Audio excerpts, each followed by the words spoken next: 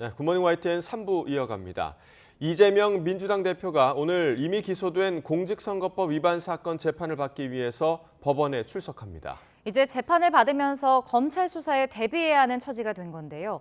검찰은 검찰대로 남은 대장동 사건을 엄정히 수사해 구체적 처분 방식을 정하겠다며 이 대표를 압박하고 있습니다. 보도에 김다연 기자입니다. 올해 들어서만 3차례 검찰청에 불려나온 이재명 민주당 대표가 이번엔 법원에 출석합니다. 공직선거법 위반 사건 첫 공판으로 피고인 신분입니다. 공직선거법은 누구든 당선을 목적으로 허위 사실을 공표할 수 없도록 규정하고 있습니다. 이 대표는 지난 대선 과정에서 대장동과 백현동 사업과 관련해 허위 발언을 한 혐의로 지난해 9월 재판에 넘겨졌습니다. 구체적으로는 재작년 12월 언론 인터뷰에서 대장동 개발 실무를 책임진 고 김문기 전 성남도시개발공사 개발 1처장을 몰랐다고 허위 사실을 공표한 혐의입니다. 또 같은 해 10월 경기도 국정감사장에서 백현동 개발 부지 용도 변경 특혜 의혹에 관해 국토교통부 요청에 따를 수밖에 없었다고 거짓말한 혐의도 적용됐습니다. 만약에 안 해주면 직무유기 이런 걸 문제 삼겠다고 협박을 해서 다 해주란 말은 없으니까 조금만 반영해 주겠다. 하지만 이 대표가 2009년부터 고 김 전 처장과 교류하기 시작했고 국토부 문건 등을 보면 당시 성남시가 자체적으로 용도 변경을 준비했다고 볼 수 있다는 게 검찰 판단입니다. 정식 재판은 피고인의 출석 의무가 있는 만큼 이 대표도 법정에 나올 예정인데 앞선 검찰 소환 조사 때처럼 취재진 앞에서 길게 입장을 말하진 않을 거로 보입니다. 대장동 개발 특혜와 성남FC 후원금 사건 수사도 이어지고 있습니다. 구속 수사가 불발된 뒤로 검찰은 영장에 담지 못했던 428억 원 약정설 같은 뇌물이나 불법 정치자금 의혹에 대한 수사를 이어가고 있습니다. 검찰 관계자는 체포 동의안 결과에 연연하지 않고 화천대유 대주주 김만배 씨 등을 상대로 필요한 보강 수사를 엄정히 진행하고 있다고 밝혔습니다. 이 대표가 김 씨의 구속 기한에 맞춰 다음 주쯤 재판에 넘겨질 거란 관측도 나오는 가운데 검찰은 수사 결과에 따라 구체적 처분 시기와 방식을 결정할 거라고만 답했습니다. YTN 김다연입니다. 더불어민주당이 민생 법안 처리가 시급하다며 3월 임시국회를 소집했지만 민주당 최대 의원 모임인 더 좋은 미래 소속 의원 20여 명이 베트남 하노이로 2박 3일 워크숍을 떠난 것으로 확인됐습니다. 더미래 대표인 강훈식 의원실은 입장문을 내고 지난 연말 당의 진로와 총선 준비 등을 논의하기 위해 예정돼 있던 워크숍을 여러 차례 연기하다가 진행한 것이라고 설명했습니다. 이어 워크숍 경비는 국회 경비로 지원되는 게 아니라 참석 의원들의 객출로 마련됐다고 덧붙였습니다. 이와 관련해 더불어민주당 박홍근 원내대표는 임시국회 일정이 협의되지 않아 의사 일정이 확정되지 않은 상황에서 문제가 되지 않을 거라 승인했다고 해명했습니다. 반면 국민의힘은 즉각 반발했습니다. 민생을 볼모로 이재명 대표 방탄국회를 밀어붙이더니 단체로 집단 외유를 떠났다며 대국민 사기극을 벌였다고 맹비난했습니다. 직접 들어보겠습니다. 그분들께 상임위가 잡혀있냐, 따로 지금 잡혀있는 게 없다. 국회 본회의도 마찬가지입니다. 국민의힘에서 이 일정에 전혀 협조를 하고 있지 않으세요. 특히나 지금 당내 상황이 좀 복잡한 상황에서 이 소통과 당내 단합과 관련된 향후 좀 더 좋은 미래의 어떤 역할을 고민한 자리라고 해서 그러면은 알겠다라고 제가 말씀을 드렸습니다. 헌정사상 초유로 국회법도 무시하고 3.1절 이재명 방탄국회를 밀어붙이더니 정작 국회는 내팽개치고 단체로 외유를 떠난 것입니다. 민주당 진로를 베트남에서 찾는다? 외국에서 총선 준비를 한다? 어느 국민이 납득하겠습니까? 구차하기 짝이 없습니다. 최근 국내에서 자체 핵무장 여론이 높아지는 등 미국 핵우산의 신뢰가 흔들리고 있다는 진단에 한미 두 나라가 확장 억제 실행력을 강화하는 방안을 마련하고 있습니다. 워싱턴 권준기 특파원입니다. 일라이 라트너 미 국방부 인도태평양 안보 담당 차관보는 한미 두 나라가 확장 억제 강화를 위한 새로운 협의 메커니즘을 논의하고 있다고 말했습니다. 한국에서 미국 확장 억제 신뢰가 전반적으로 약화하고 있다는 지적에 대한 답변으로 확장 억제 기획과 운용 등 각 단계에서 한국의 이해를 높이기 위한 것이라고 설명했습니다. New consultative mechanisms to get after some of the issues that we know are really important to Seoul, which is to better understand our strategic operations and planning and thinking. 라트너 차관보는 지난 몇 달 동안 한미 동맹과 미국의 확장 억제 요소를 강화하는 데 집중하고 있다며 일부의 경우 전례 없는 방식으로 이루어지고 있다고 강조했습니다. 한반도 전략자산 전개와 실사격 훈련 재개, 확장 억제 수단 운용 연습 등을 구체적인 사례로 제시했습니다. 그러면서 한미가 마련 중인 새 메커니즘은 북한 김정은이 핵무기를 사용하지 못하게 하는 것이 목표라는 점을 분명히 했습니다. It's not to deter Kim Jong-un from killing a bunch of fish with his missiles. And we're focused on ensuring that, again, Kim Jong-un doesn't take risks that go way beyond his capacity. 이런 가운데 북한은 유엔 무대에서 결코 핵을 포기하지 않겠다는 입장을 되풀이했습니다. 주용철 주 제네바 북한 대표부 참사관은 유엔 군축회의에서 비핵화를 전제로 한 어떠한 협상에도 응하지 않을 것이라며 이같이 말했습니다. 핵과 미사일 도발 중단을 촉구하는 목소리에 반론권을 행사하겠다며 꺼낸 말로 탄도미사일 발사와 핵 개발을 한미 연합훈련에 대항하는 정당한 자위권 행사라고 주장한 겁니다. 여기에 우리 대표부는 유엔 안보리 대북 결의가 만장일치 합의였다는 점을 강조하며 불법적 군사활동을 남 탓으로 돌리는 건 무책임한 구실이라고 북한을 비판했습니다. 워싱턴에서 YTN 권중기입니다. 미국이 우리나라와 우리 기업으로부터 탄약 구매 가능성을 논의하고 있다고 밝혔습니다. 패트릭 라이더 국방부 대변인은 브리핑에서 우리나라와 탄약 구매 논의 외에 다른 무기 논의도 있는지 묻자 새롭게 발표할 것은 없다며 이같이 말했습니다. 라이더 대변인은 북한의 최근 미군 기지 공격 위협 등의 무책임한 표현이라고 비판한 뒤 우리는 인도태평양을 평화롭고 안정적으로 보호하는 데 초점을 맞추고 있다고 말했습니다. 오피스텔 6층에서 6살과 3살 남매가 창문 밖으로 추락해 숨졌습니다. 인천에서는 만취 차량이 신호등과 버스 정류장을 잇따라 들이받았습니다. 사건 사고 소식 박정현 기자가 보도합니다. 서울 면목동 오피스텔. 어제 오후 5시 반쯤 이곳 6층에 살던 6살 여아와 3살 남아가 추락해 숨졌습니다. 남매 사이로 침대 바로 옆 창문에서 방충망과 함께 떨어진 거로 알려졌습니다. 구급차 소리만 들었던 것 같아요. 일하고 있었어가지고. 모르는데도 인사하고 그러더라고요. 경찰은 보호자가 집에 함께 있던 거로 확인하고 추락 경위를 조사하고 있습니다. 버스 정류장이 아수라장으로 변했습니다. 30대 남성이 만취 상태로 차를 몰다가 신호등을 들이받고 도로 중앙에 있는 버스 정류장까지 덮친 겁니다. 사고를 낸 남성은 다쳐 병원으로 옮겨졌지만 정류장 인근에 있던 시민들은 대피해 다치지는 않았습니다. 경찰 조사 결과 사고 운전자의 혈중 알코올 농도는 0.182%, 면허 취소 수준이었습니다. 건조한 날씨 속에 곳곳에서 산불도 잇따랐습니다. 어젯밤 9시 50분쯤 경남 하동군 양고면 야산에서 불이 나 산림 0.1헥타르를 태웠고 어제 오후 주민 100여 명이 마을회관 등으로 대피했던 경북 김천시 계령면 간문산에서 난 불은 저녁 7시쯤 진화됐습니다. 한때 소방 대응 1단계가 발령됐던 경기도 시흥 야적장 불은 비닐하우스 3동을 모두 태우고 3시간 반 만에 꺼졌습니다. YTN 박정현입니다. 강원과 경북 동해안의 산불 재난 국가위기경보가 어제 오후 6시를 기해 주의로 상향됐습니다.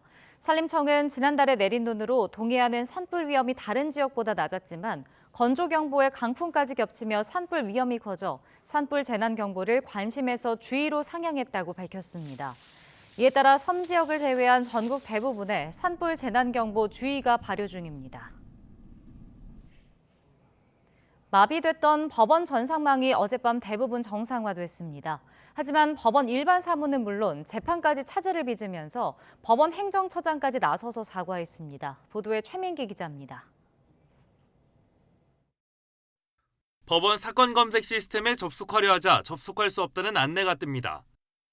사건 관계자들이 사건 관련 기록을 조회할 수 있는 법원 전산 시스템이 먹통이 된 겁니다. 공탁금 납부 등 일부 법원 일반 사무도 마비되면서 법원을 찾은 민원인들은 잇따라 발길을 돌려야만 했습니다. 집행비용을 납부해야 되는데 전산 오류 때문에 안 된다고 해서 내일 다시 와야 될 것 같아요.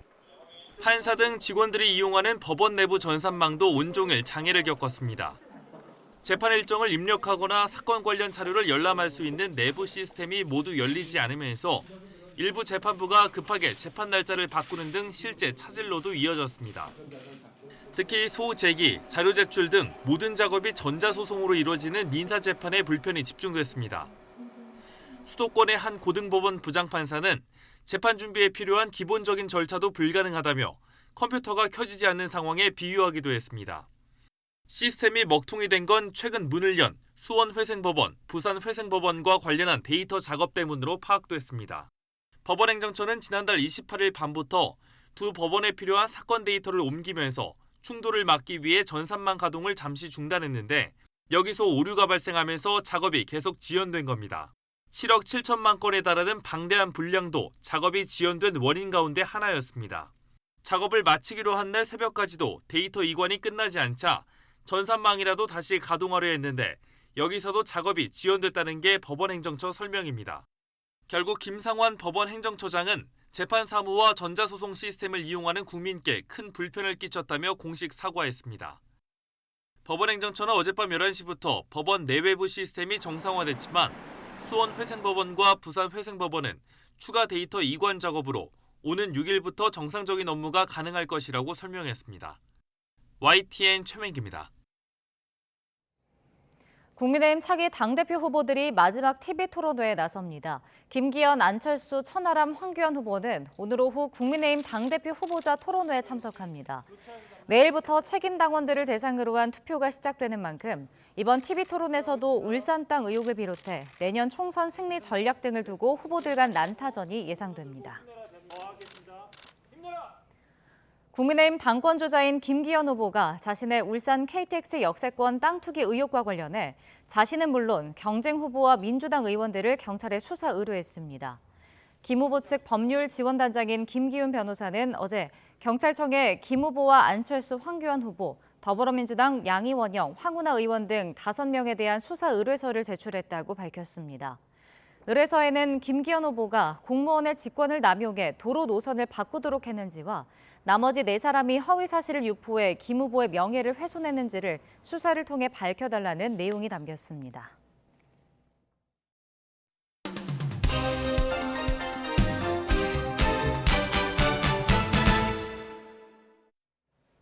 네, 3월 3일 금요일입니다. 오늘 아침 신문은 어떤 소식 다뤘는지 짚어보겠습니다. 이현웅 아나운서가 정리해왔습니다. 어서 오십시오. 안녕하십니까. 자, 첫 번째 기사부터 보겠습니다. 자, 어제 이제 새 학기가 시작이 됐죠. 한 중학교 지금 풍경 같은데요. 거의 대부분이 마스크를 쓰지 않고 있어요. 네, 그렇습니다. 경향신문에 실린 사진인데요. 자세히 보면 딱 2명을 빼고는 모두 다 마스크를 벗고 있는 모습입니다. 그런데 이 사진 속의 모습과 달리 대부분 학생들이 마스크를 착용하고 등교를 한 학교들도 많았다고 합니다. 이렇게 엇갈린 모습이 나타난 건 마스크 착용 여부를 자율에 맡겼기 때문인데요. 그러면서 마스크를 써야 할지 말아야 할지 고민된다는 반응들도 나왔습니다. 한편 마스크 착용을 권고한다고 공지를 한 일부 학교들에서는 학부모 민원이 들어와서 혼란을 겪었다는 내용도 있었습니다. 네, 대학가 모습도 좀 궁금한데 이맘때면 보통 뭐 동아리 어디 지원해야 되나 뭐 이런 모집 공고도 굉장히 많잖아요. 그렇습니다. 서울신문이 여러 대학교들을 둘러본 결과 캠퍼스마다 들뜬 분위기가 연출됐다고 합니다. 각 동아리에서는 말씀해 주신 대로 신입부원 유치를 위해서 신입생들의 발길을 붙잡고 설명을 하거나 팸플릿을 나눠줬다고 하고요. 또 모처럼만의 학생 식당도 가득 찼다고 합니다. 대학가의 식당과 카페, 또 서점도 함께 활기를 띠었다고 하는데요. 한 주점 사장님은 지난 3년 동안 하루에 한 팀도 없을 때도 있었다면서 올해는 훨씬 더 사정이 낫다고 말했습니다. 네, 그동안 이 대학가의 이제 자영업자들, 소상공인분들 굉장히 좀 힘들었거든요. 힘내시길 바라겠습니다. 자, 다음 기사 보겠습니다. 자, 지난해부터 사실 뭐 계속된 문제였는데 지금 뭐 거의 바닥을 드러내고 있어요. 가뭄이 아직도 지금 해결이 되지 않고 있죠. 그렇습니다. 네. 지금 보고 있는 사진은 전남 순천시의 주암댐 상류의 모습인데요. 이 극심한 가뭄으로 인해서 이렇게 바닥이 다 드러난 모습입니다. 옆에 작게 실린 사진을 보면요. 2020년 10월 같은 곳을 촬영한 모습인데 이렇게 물이 가득 차 있던 곳이 불과 2년여 만에 바닥을 드러내고 있는 겁니다. 남부 지역의 현재 가뭄은 반세기 만에 겪는 최악의 가뭄으로 불리고 있는데요. 작년 광주 전남 지역의 가뭄 일수가 281.3일로 관측 이래 최장 기간이었다고 합니다.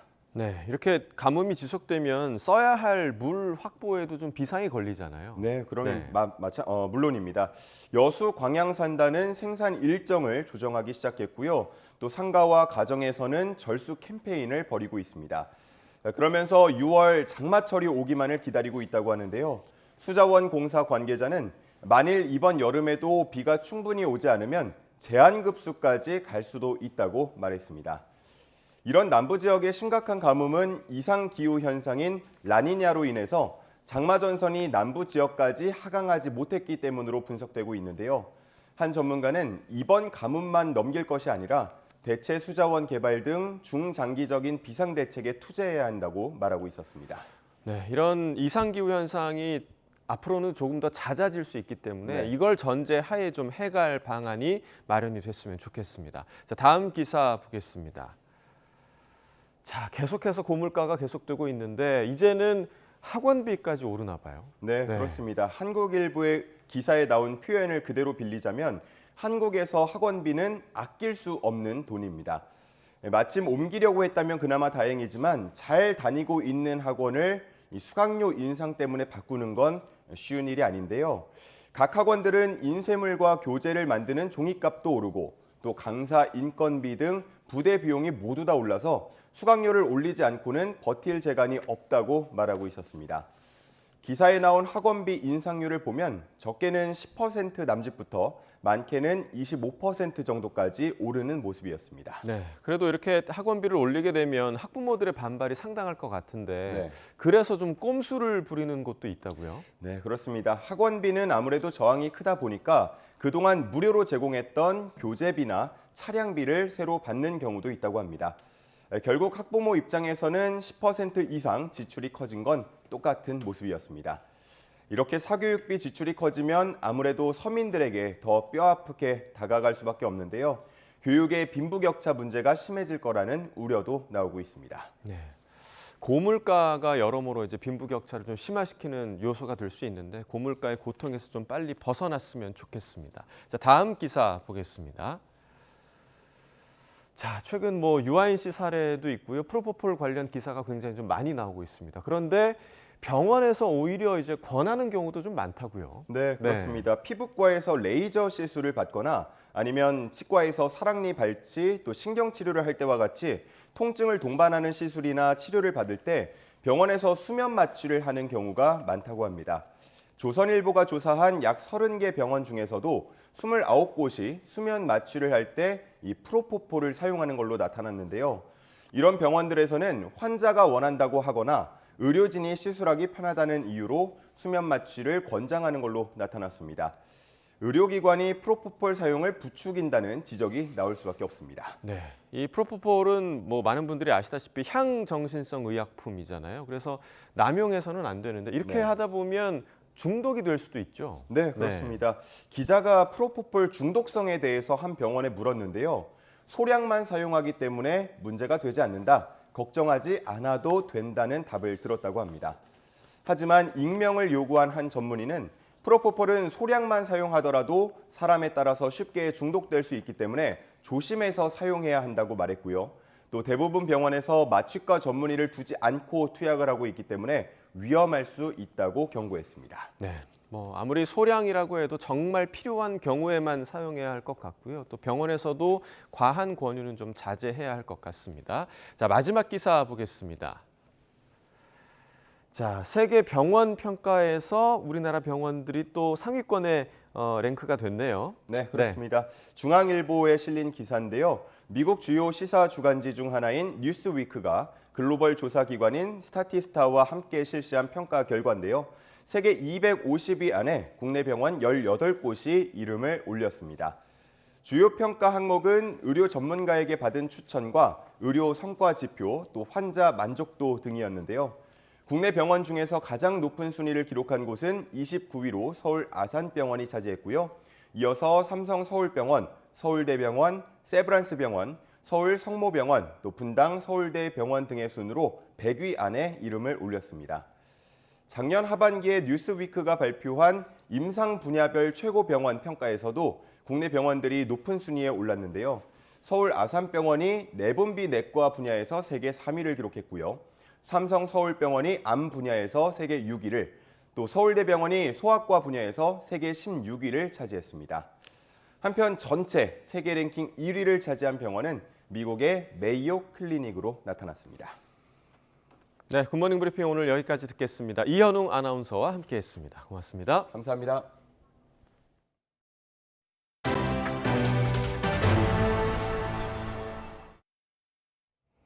미국 정부가 반도체 보조금 지급 기준으로 초과이익 공유와 중국 투자 제한 등을 제시하면서 국내 기업들의 고민이 깊어지고 있습니다.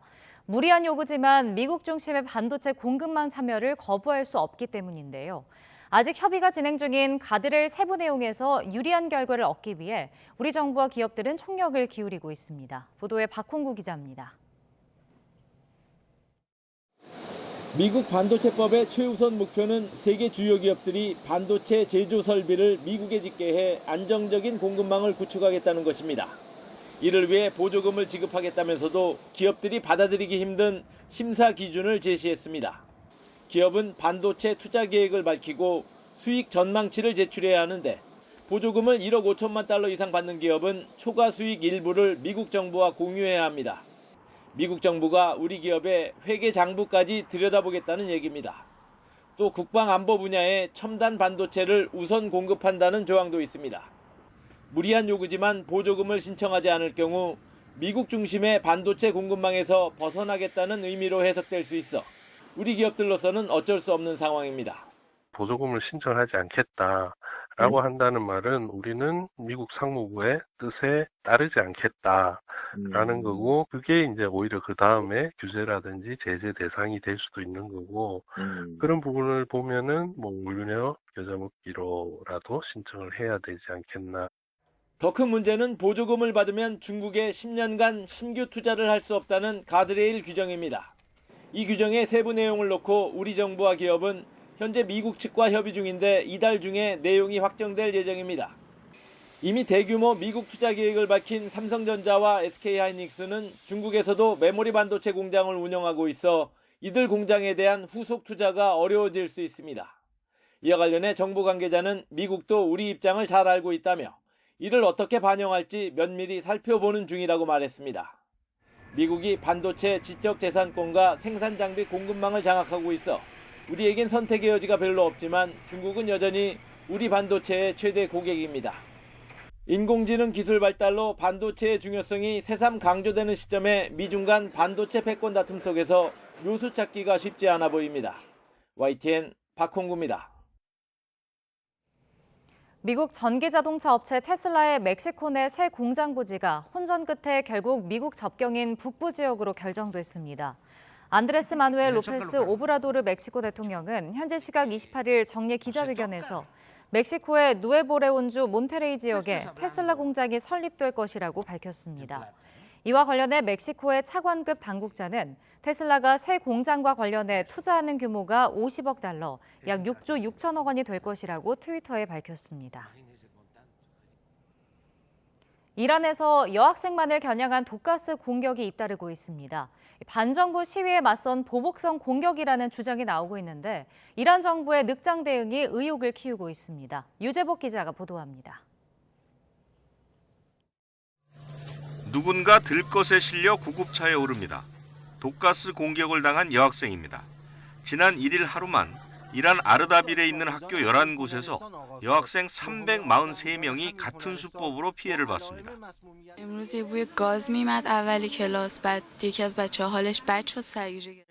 여학생을 상대로 한 독가스 공격은 지난해 11월 이슬람 시아파 성지인 콤에서 처음으로 신고됐습니다.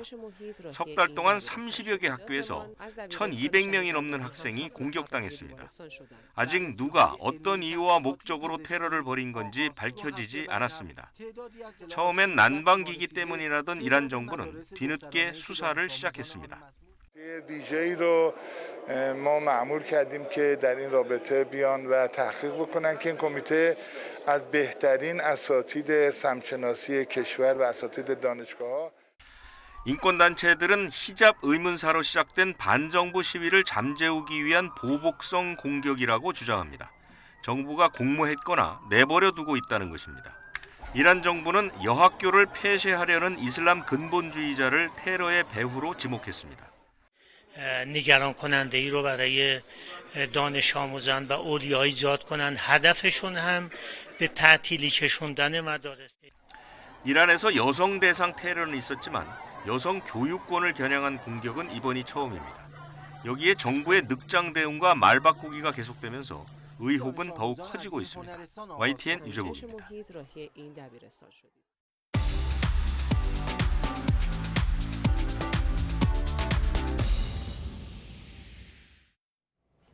네, 경제 소식을 빠르고 친절하게 전달해 드립니다. 오늘 굿모닝 경제는 이인철 참 좋은 경제연구소장과 함께하겠습니다. 어서 오세요. 어서 오십시오. 자, 현대자동차가 10년 만에 생산직 직원을 뽑겠다고 공고를 냈는데 홈페이지 접속이 폭주까지 했다고 합니다. 왜 이렇게 좀 큰 관심을 받았던 걸까요? 아마 제조업 가운데 가장 이제 임금이 높다, 연봉이 높다라고 하면 아마 자동차를 꼽을 거예요. 그런데도 불구하고 지금 현대차가 그동안 10년 동안 생산직 직원을 신입사원을 거의 뽑지 못했어요. 여기는 안정적으로 정년이 보장되다 보니까 자연 이제 퇴직하시는 분 이외에는 일자리가 잘 나지 않습니다. 자, 그러다 보니까 지금 어제부터 이제 생산직 직원에 대한 이제 채용이 시작이 돼서 대부분 이제 온라인으로 받거든요. 근데 한꺼번에 막 뭐 3만 명 이상 몰리니까 대기 순번만 2만 명이 넘어갔다는 이제 이 얘기가 나오고 있는데 그러다 보니까 이제 홈페이지 접속이 장애를 빚고 그런데 앞서 제가 이제 이 연봉이 높다라고 했는데 현대차의 기술직 평균 연봉을 봤더니 2021년 기준 9,600만 원이에요. 단연 탑입니다. 자, 그렇게 고연봉인데다가 이제 뭐 복리후생 상당히 좋죠. 여기다가 이제 만 60세까지 정년이 보장되다 보니까 취업 준비생들 사이에서는 뭐 꿈의 직장 그리고 이제 취업 이 직장인 임명 커뮤니티 블라인드를 좀 보게 되면 여기에는 킹산직이다. 킹. 예? 왕과 이제 생산직의 합성어입니다. 그 정도로 지금 뭐 최고의 이제 직종이다라고 하면서 일부에서는 7급 공무원보다 더 낫다. 그리고 나는 지금 다른 사무직에 근무하고 있는데 관심이 있다. 이렇게 전직하시려는 분도 상당히 있는 것으로 전해지고 있는데요. 아마 이제 구직자들 사이에서는 지난해 기아차가 5년 만에 채용을 할 당시에 경쟁률 500대 1이었어요. 그러면 요번에 한 400명, 올해 한 400명을 뽑으니까 아마 그 이상 500대 1 정도의 경쟁률이 나오지 않을까. 적어도 이제 이 10만 명 이상 최소 이제 지원자가 몰릴 것으로 예상이 되고 있고요. 근데 현대차는 올해 상반기에는 400만 명입니다만 올 하반기 그리고 내년 상반기 중에 한 300명쯤 이제 추가로 채용할 예정이어서 학력이 사실은 뭐 고졸이상으로 제한이 없고요. 그다음에 나이 성별에 제한이 없기 때문에 아마 관심 있는 분들은 이제 오는 12일까지 현대차 채용 홈페이지에서 이제 접속해서 서류를 접수하시면 됩니다. 네. 자, 그리고 정부가 국내 이동통신사들의 과점 문제 해결을 하기 위해서 제4의 이동통신사도 이제 국내 진입할 수 있는 방안을 검토하고 있습니다. 결국 경쟁을 통해서 좀 요금을 내리겠다라는 거잖아요. 이게 맞습니다. 현실화 될 수 있을까요? 사실은 그렇게 되면 뭐 미국의 AT&T가 와서 우리나라에 제4 이동통신 할 수도 있게끔 문호를 개방하겠다는 얘기거든요. 근데 이런 전력이나 도로, 통신은 국가기관 산업이에요.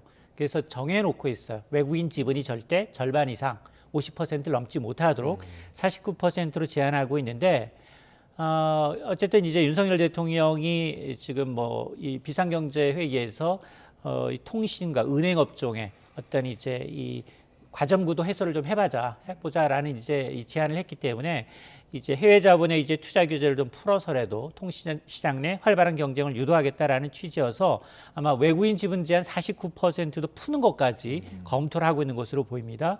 자, 이렇게 되면 다양한 사업자가 시장에 유입이 되면 경쟁을 통해서 가격이 내려가고 소비자 편익은 좀 높아질 수 있다라는 건데요.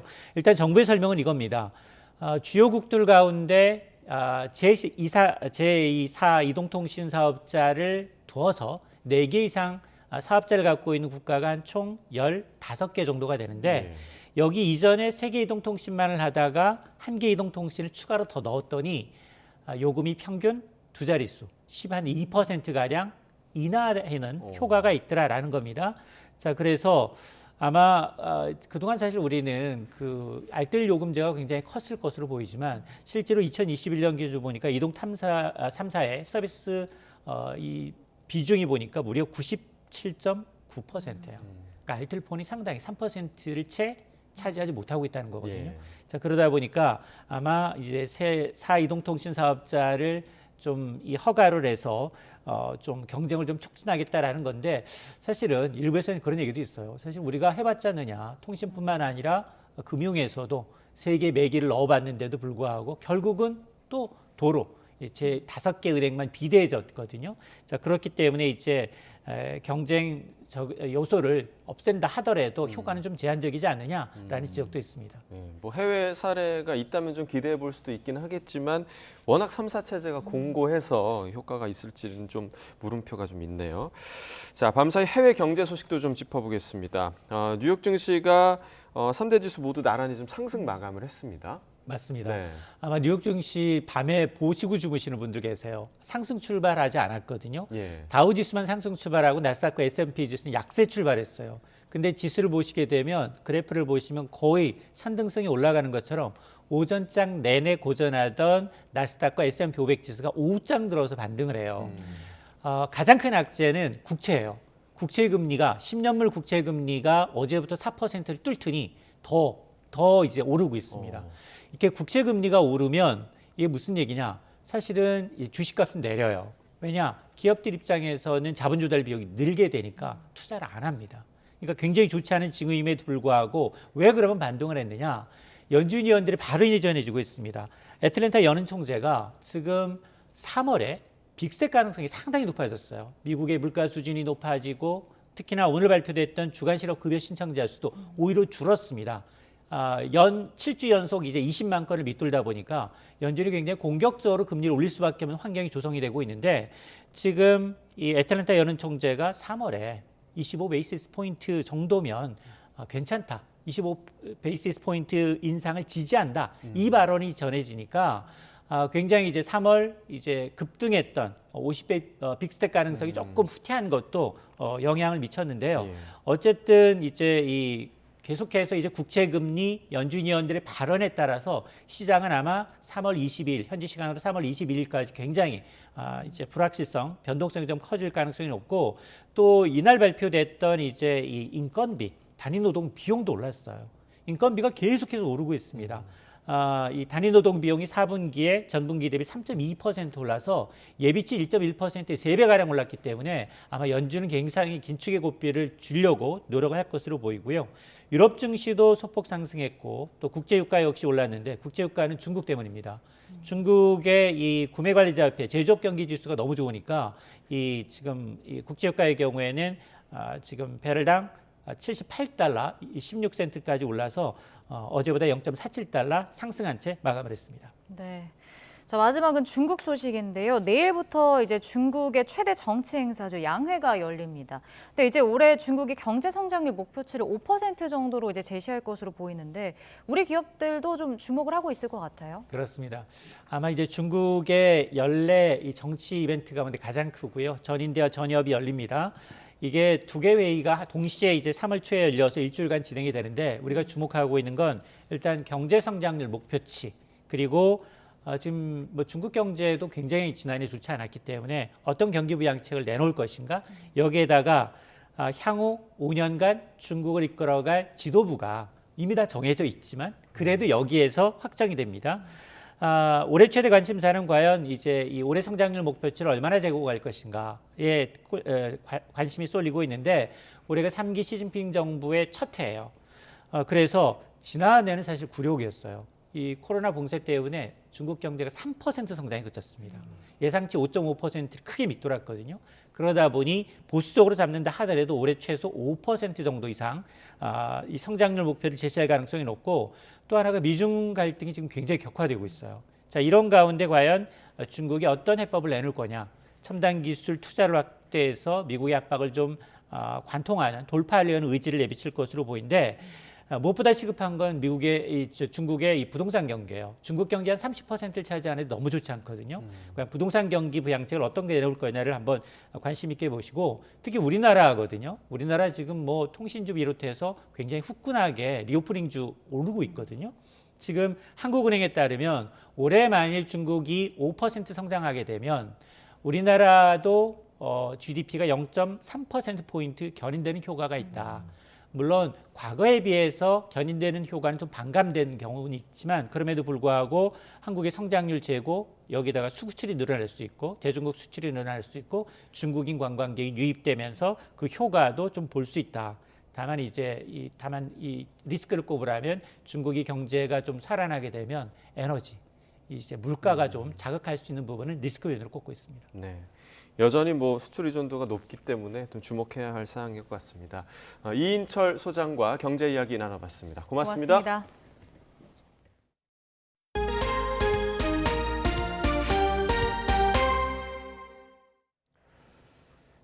윤석열 대통령의 3.1절 기념사 이후 한일 양국의 과거사 인식을 둘러싼 정치적 논란이 이어졌습니다. 일본의 사과나 반성을 요구하지 않은 첫 3.1절 단화라는 주장까지 나오는데요.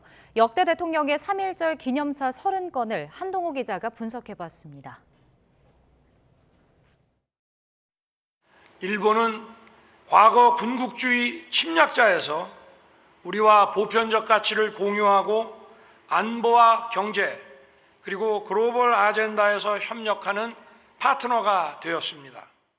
일본이 침략자에서 파트너로 바뀌었다고 규정한 윤석열 대통령의 첫 3.1절 기념사엔 일본에 대한 사과나 반성 요구가 없었습니다.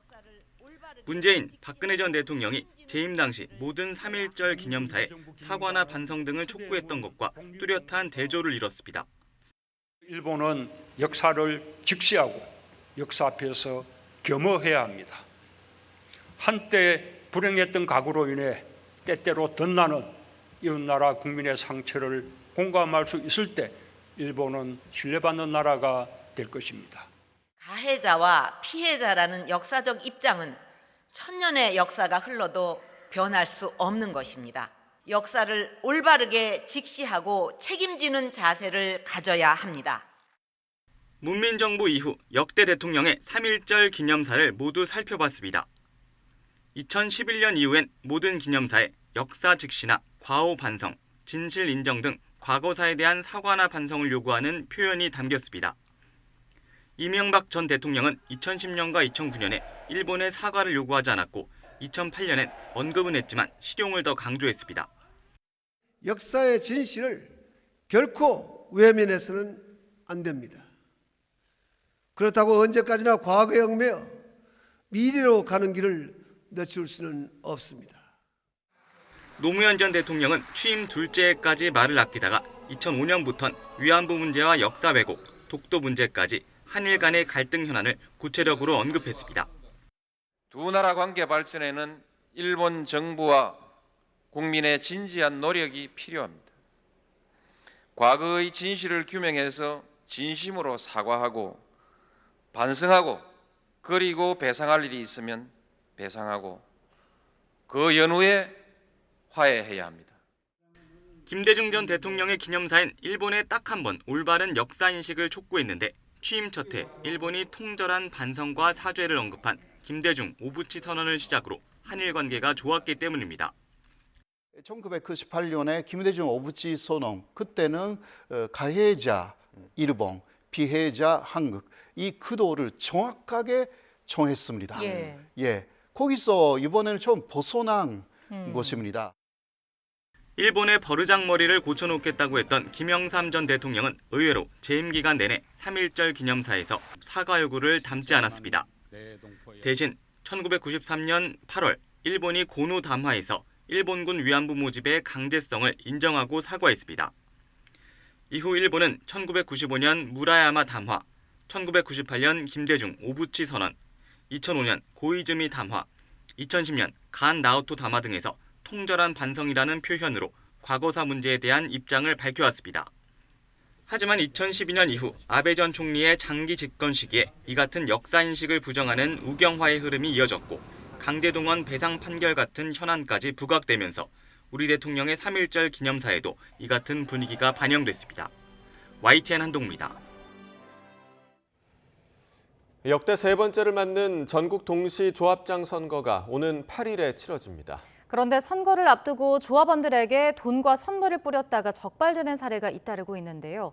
현재까지 중앙선거관리위원회에 적발된 금품 제공 사례는 120여 건인 것으로 집계됐습니다. 보도에 나현호 기자입니다. 지난달 말 전남 지역 농협조합원이 지인으로부터 봉투를 받았습니다.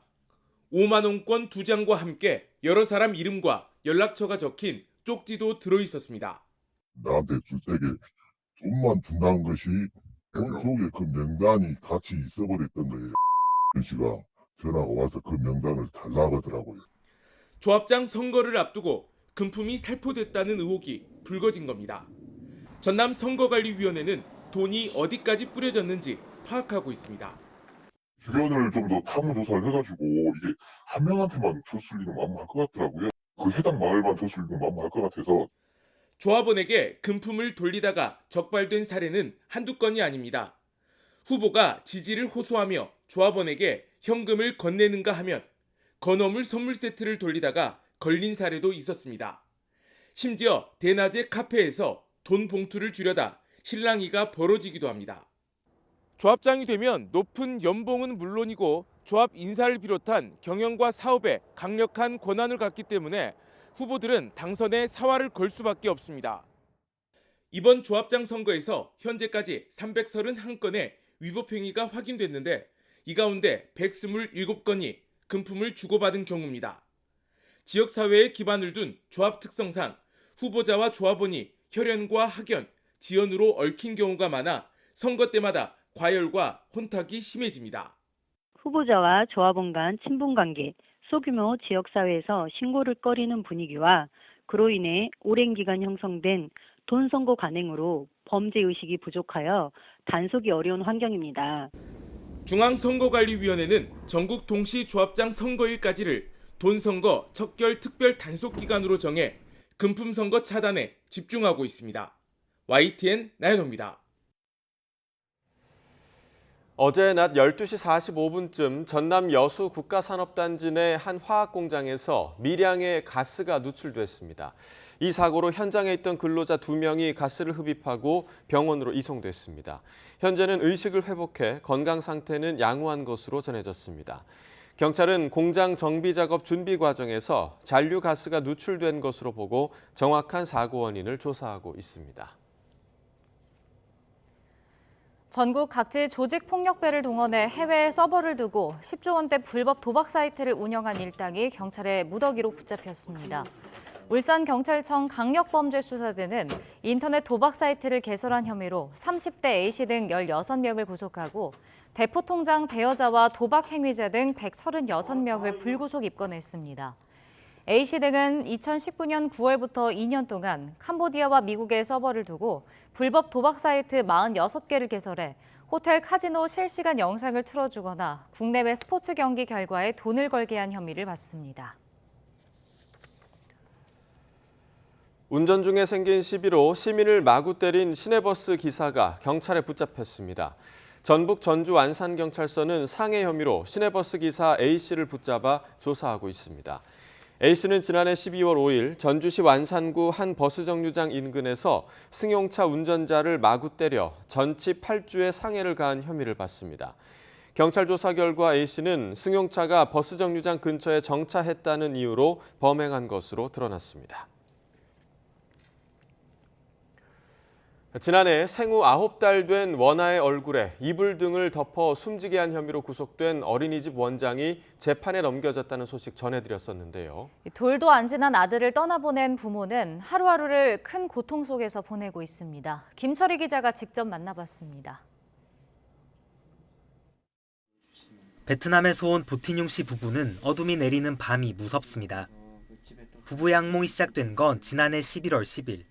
태어난 지 9개월 남짓 지난 아들 천동민 군이 세상을 떠난 바로 그날부터입니다.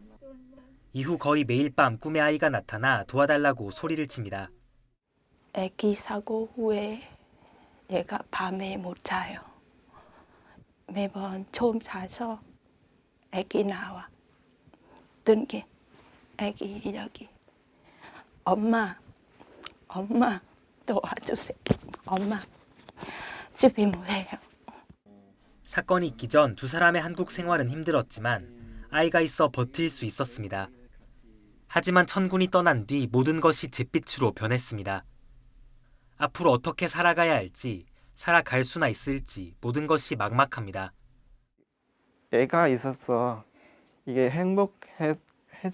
행복했잖아요. 힘든지만 전심이 하고 이거 그냥 천군을 학대해 숨지게 한 건 어린이집 원장 김모 씨입니다. 대학원 수업과 생계를 병행해야 하는 탓에 천군을 어린이집에 맡겼는데 단 일주일 만에 벌어진 일입니다. 아이가 낮잠을 길게 자지 않아 귀찮겠다는 게 원장이 밝힌 이유였습니다. CCTV 등을 통해 살펴본 결과 원장은 14분 동안 천군 위에 이불과 쿠션을 덮어 질식하게 했는데 이후로도 3시간 동안 아무런 조치 없이 내버려 뒀습니다. 원장의 학대는 그날 한 번이 아니었습니다.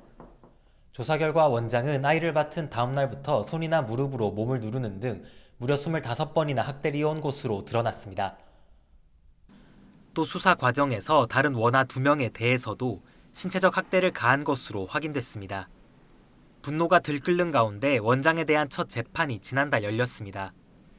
재판에 등장한 원장은 변호인을 통해 공소 사실을 인정하고 피해자에게 진심으로 죄송한 마음이라면서도 살인의 고의는 없었다며 혐의를 부인했습니다. 하지만 진심으로 죄송하다는 말과 달리 천군의 부모님은 원장으로부터 미안하다는 말 한 번 듣지 못했습니다. 혹여나 아들의 목숨을 앗아가고도 합당한 죗값마저 치르지 않는 건 아닐까 가슴이 떨려옵니다. 부모가 바라는 건 진심 어린 사과와 제대로 된 처벌뿐입니다. 희망이 제발 우리 아이들 돌아주세요. 아무것도 필요 없어요. 모두 엄마 애기 너무 보고 싶어요. YTN 김철입니다. 비대면 화상 수업이 늘면서 어린이 헤드셋 사용이 증가하고 있는 가운데 일부 제품이 눈이나 피부에 자극을 주는 프탈레이트계 가소제 함량이 기준치를 초과하는 것으로 나타났습니다. 한국소비자원이 온라인에서 판매되는 어린이 헤드셋 13개 제품 안전성을 조사한 결과 3개 제품이 프탈레이트계 가소제 함량이 기준치를 초과한 것으로 나타났습니다. 시험 대상 9개 제품은 어린이 제품에 표시해야 하는 KC마크와 제조 연도, 사용 나이 등 표시 항목을 빠뜨려 기존에 부적합했습니다. 소비자원은 이번 조사 결과를 해당 사업자에 통보해 자율 개선을 권고했으며 어린이 안전 확보를 위해 관련 정보를 제공할 예정이라고 설명했습니다. 지난해 국내 합계 출산율이 0.78명으로 OECD 회원국 가운데 꼴찌이자 평균의 절반에도 못 미치는 수준인데요. 심각한 저출생이 사회적 문제로 떠오른 가운데 충청북도가 인구 소멸을 막기 위해 올해부터 모든 출생아에 대해 6년간 1,000만 원의 현금을 지급하기로 했습니다. 보도에 이성우 기자입니다. 지난해 충청북도에서 태어난 출생아는 모두 7,456명, 합계 출산율은 0.87명으로 2021년 0.95명에서 0.12명 감소했습니다. 출생아 수 증감률은 전국 시도 가운데 2021년 7위에서 지난해 14위로 급감했습니다. 각종 육아 복지 정책 등의 시행에도 불구하고 떨어지는 출산율을 막을 수 없자 충청북도가 현금 지급이라는 유인책을 들고 나왔습니다.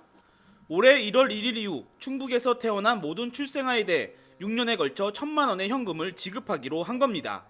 출산율 저하라는 것이 비단 충청북도뿐만 아니라 국가적인 존망이 걸려있는 문제이기 때문에 우리가 이런 문제에 있어서 선도적으로 투자하고 출생아 현금 지급은 김영환 충북지사의 대표적 현금성 공약인 출산 육아 수당으로 그동안 재정 부담 등의 이유로 지역 내 기초자치단체들이 난색을 보여왔습니다. 특히 지역 내 출생아 수의 62.5%를 차지하고 있는 청주시의 반대가 거셌지만 인구 소멸을 막아야 한다는 뜻에 함께하기로 했습니다. 출산 육아 수당에 드는 비용은 도비와 시군비를 4대6 비율로 투입합니다. 다만 출생아가 많아 재정 부담이 많은 청주시는 그동안 다른 기초자치단체보다 차등 지원받던 보조사업 비율을 동일하게 적용하기로 했습니다. 출산율 제고를 위해서 함께 노력해야겠다는 데 공감을 같이 했고요. 그 복지부의 사회부장위원회 최종 조정을 거쳐서 올해부터 2년간 사업을 시행한 이후 성과평가를 실시해 사업의 지속 여부를 판단하기로 보건복지부와 조건부 합의했습니다. 출산율 감소로 지역은 물론 국가적 종망이 걸린 가운데 충북의 출생아 현금 지급이 출산율 증가에 얼마나 효과를 가져올지 주목받고 있습니다.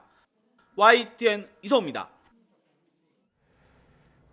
극우 연립정부로 다시 돌아온 이스라엘의 네타냐후 총리가 취임 2달 만에 위기를 맞았습니다. 나라 안팎에서 정부 반대 목소리가 커지고 있고 연립정부 내부에서는 균열 움직임도 감지되고 있습니다. 조용성 기자가 보도합니다. 이스라엘 최대 도시 번화가에 구호 소리가 가득합니다. 시위대가 모인 곳은 네타냐후 총리의 부인 사라 여사의 단골 미용실 앞입니다.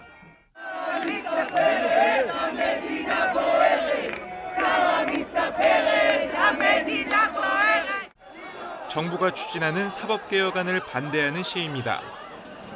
개혁안은 대법원 판결을 의회가 뒤집을 수 있고 판사 임명권도 의회가 가져가는 내용을 담고 있습니다. 네타냐후의 12년 집권을 좌초시킨 부패 혐의를 무마하기 위해 개혁안을 밀어붙인다는 의혹을 받고 있습니다. 시위는 이스라엘 전역으로 확산했고 이 과정에서 수십 명이 체포되거나 다쳤습니다. 최대 우방인 미국의 바이든 대통령도 이스라엘 민주주의는 독립된 사법부 위에 구축됐다며 일찌감치 사법개혁 반대 의사를 밝혔습니다. 하지만 네타냐후 총리는 시위대의 목소리를 무정부 상태로 규정하며 굽히지 않고 있습니다. רוב אזרחי ישראל לא רוצים אנרכיה. רוב אזרחי ישראל רוצים שיח ענייני, ובסוף הם רוצים אחדות. 연립정부도 삐걱거리고 있습니다. 팔레스타인 자치구역에 유대인 정착촌을 확장하는 핵심 정책을 두고 찬반 목소리가 부딪히고 있습니다. 실각 1년 반 뒤 극우 성향 정당들과 손잡고 재집권에 성공한 네타냐후 총리가 취임 2달 만에 안팎으로 위기를 맞고 있습니다. YTN 조용성입니다.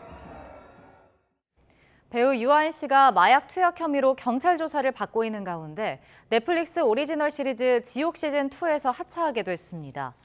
넷플릭스는 지옥2에서 김성철 배우가 앞서 시즌1에서 유아인이 맡았던 정진수 역을 맡았고 양동근, 문근영 배우도 합류한다고 밝혔습니다. 지옥은 지옥의 사자들에게 사람들이 지옥행 선고를 받는 초자연적 현상이 발생하면서 벌어지는 이야기로 연상호 감독이 연출해 국내외에서 반향을 일으켰습니다. 어제 오전 10시 40분쯤 경기 포천시 고모리에 있는 석쇠 공장에서 불이 나 40분 만에 진화됐습니다. 이 불로 50대 남성 작업자가 얼굴과 오른손 등에 2도 화상을 입어 병원으로 옮겨졌습니다. 또 건물과 임야 일부가 불에 탔습니다. 뇌경색으로 쓰러져 입원한 80대 노인이 병원비를 찾으려고 구급차를 타고 중환자 침대에 실린 채 은행을 방문한 일이 논란이 되자 관계기관이 제도 개선에 착수했습니다. A씨 가족은 지난 1월 병원비를 마련하기 위해 A씨의 정기 예금을 찾으려고 했지만 은행 측이 규정상 수술비 외에는 본인이 직접 방문해야 돈을 찾을 수 있다고 응대하면서 이런 일이 벌어졌습니다. 감사원은 금융소비자 보호 실태 모니터링 결과 문제점을 발견하고 금감원과 함께 불합리한 관행을 고치기로 했다고 밝혔습니다. 아내에게 흉기를 휘둘러 다치게 한 70대 남편이 붙잡혔습니다. 서울 남대문경찰서는 살인미수 혐의로 70대 남성 A씨를 현행범으로 체포했습니다. A씨는 어제 오전 10시 반쯤 서울 명동에 있는 한 건물에서 아내에게 흉기를 휘둘러 다치게 한 혐의를 받습니다. 편의점에서 돈을 내지 않고 달아났다가 돌아와 난동을 피우고 출동한 경찰까지 폭행한 남성이 붙잡혔습니다. 서울 구로경찰서는 절도와 공무집행 방해 혐의로 30대 A씨를 현행범으로 체포했습니다. A씨는 지난 28일 새벽 1시쯤 서울 구로구에 있는 편의점에서 술에 취해 초콜릿을 먹은 뒤 결제하지 않고 도망쳤다가 돌아와서 점주에게 폭언을 하고 행패를 부린 혐의를 받습니다. 가장 봄이 늦게 찾아오는 설악산에도 야생화들이 꽃망울을 터뜨리며 봄 소식을 전하고 있습니다.